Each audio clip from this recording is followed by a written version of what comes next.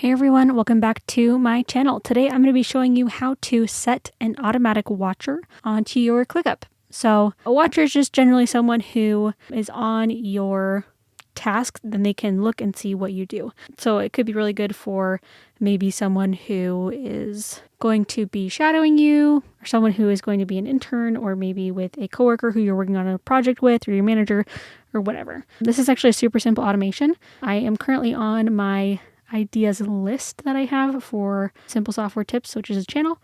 I am going to come up here. It shows automations. We've got one. We have one active automation to automatically assign it to myself. I'm also going to add myself as a watcher here. So we've got two active automations. Then I'm just going to create test. All right, and we can go into it. And as you can see here, we have created the task. I sent to myself, which is another automation that we have. And then the bot added me as a watcher. So that is how you automatically assign a watcher to your ClickUps. I hope that you found this video helpful. If you did, be sure to give it a like and subscribe. Check out the playlist for more ClickUp tutorials.